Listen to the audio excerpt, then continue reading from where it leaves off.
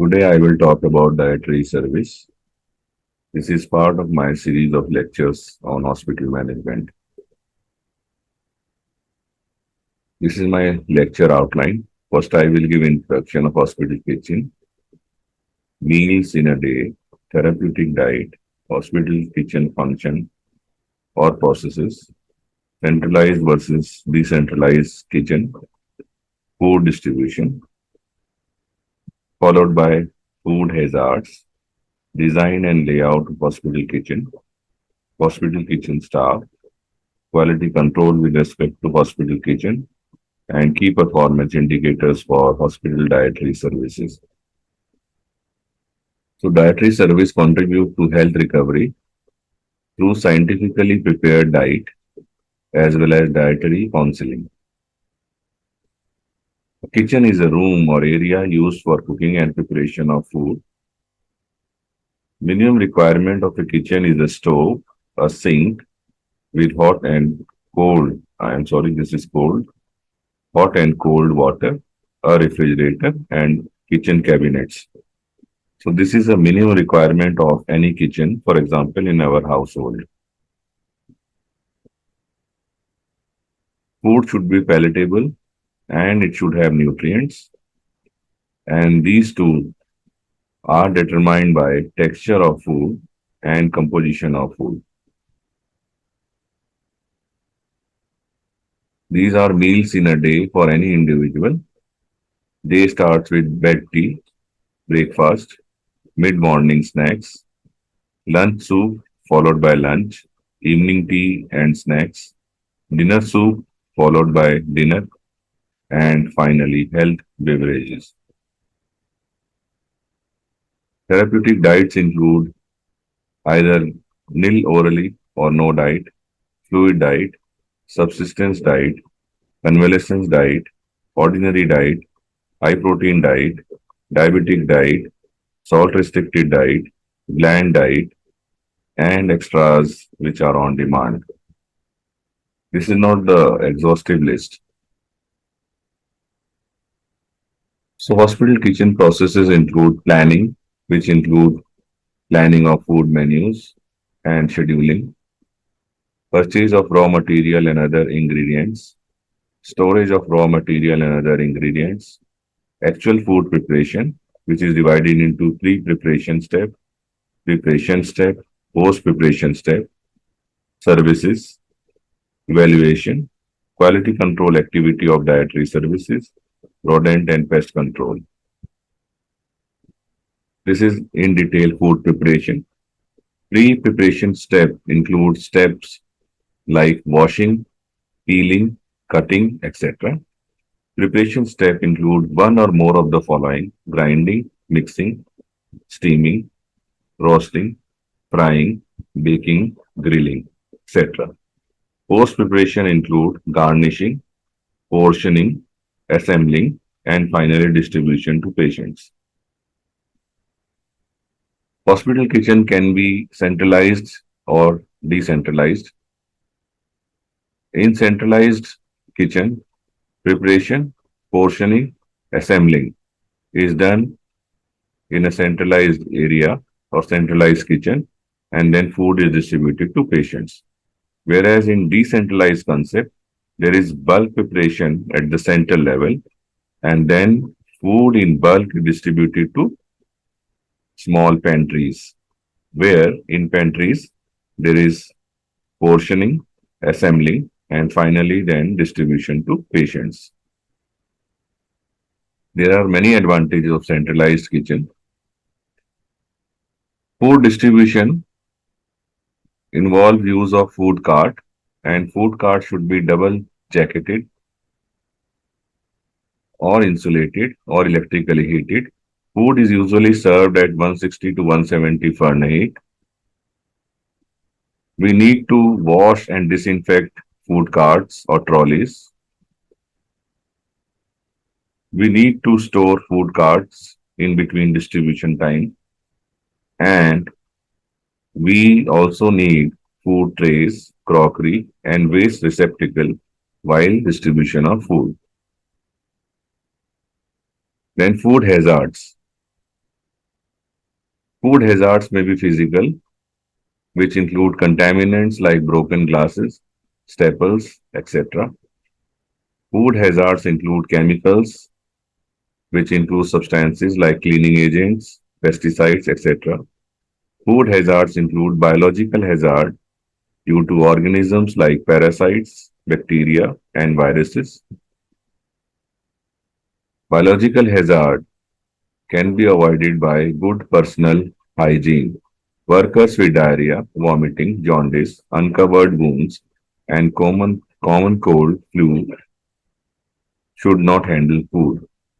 Food should be held at appropriate temperature. Cold food should be held below 41 degree Fahrenheit. Hot food should be kept above 140 degree Fahrenheit because temperature between 41 and 140 Fahrenheit is a danger zone. Then there is a concept of cross contamination.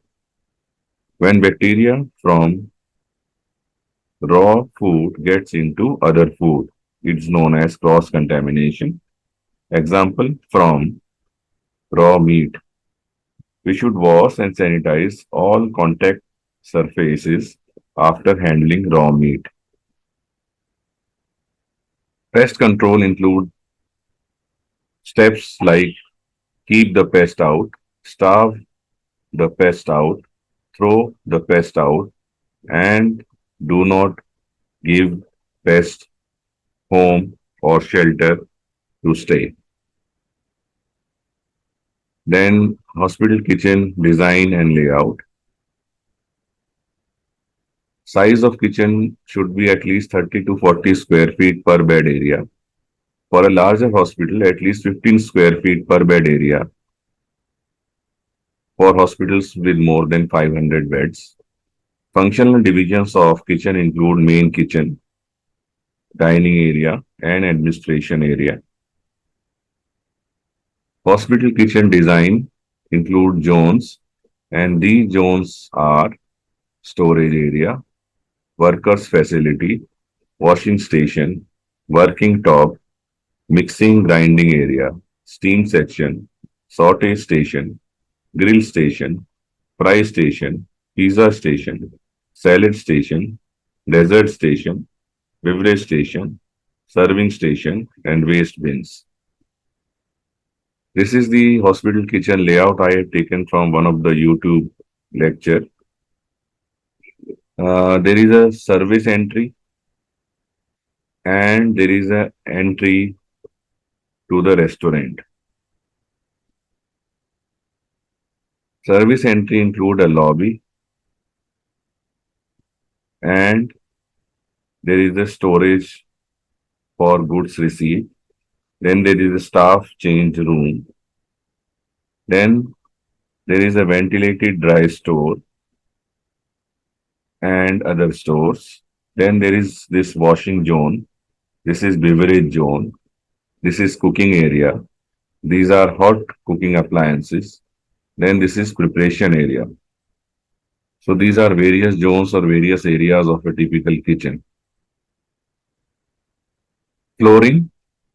Flooring should be resistant to acid, alkali, and heat. Floor should withstand industrial degreasers, high pressure hose, and steam cleaning.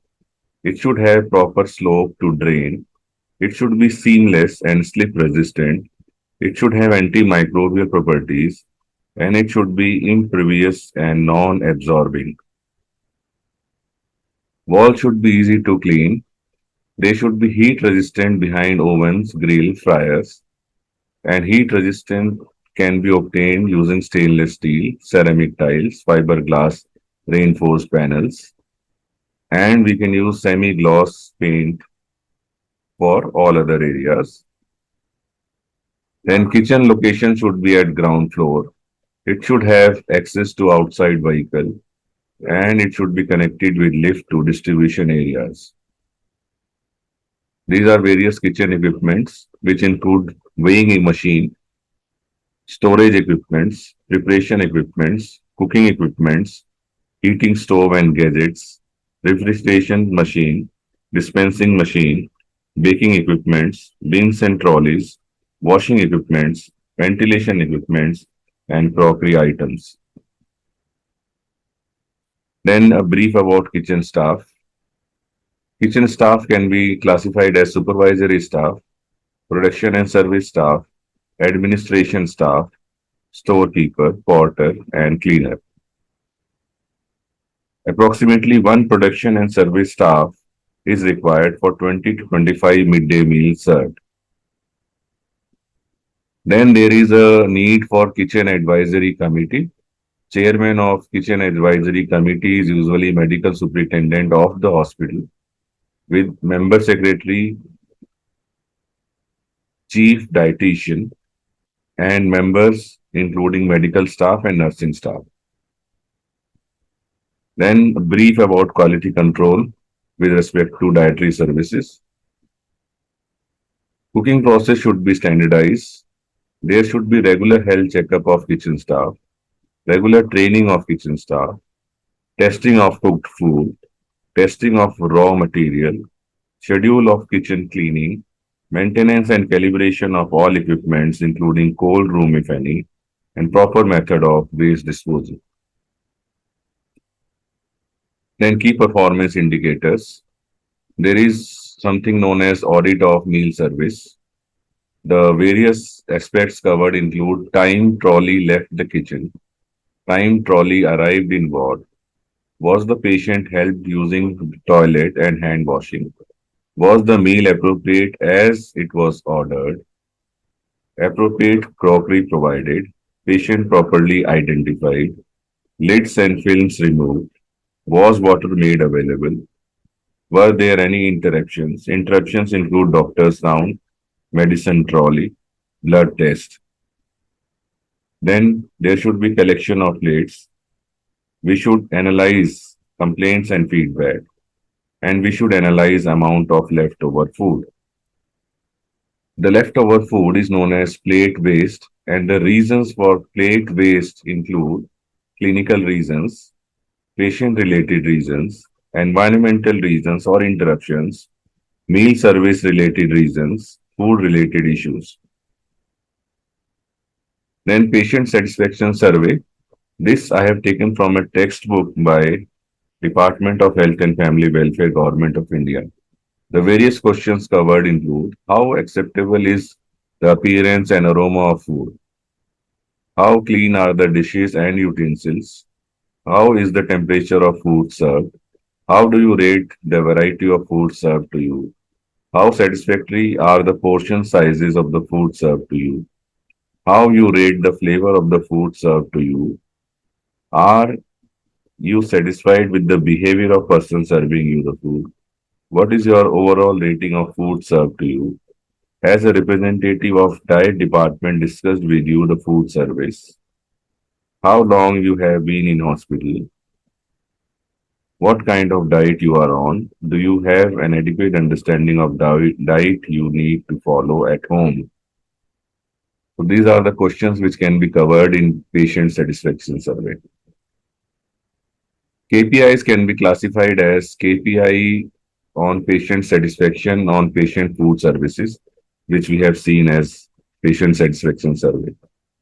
KPI on number of food related incidents and overall food safety. This is related to food hazards. KPIs on timely patient food delivery. This is related to first 2 points here as time trolley left the kitchen, time trolley arrived in ward. Then KPI on patient plate waste. We have already seen about this. Then KPI on number of diets served. So this is all for today. Thank you very much.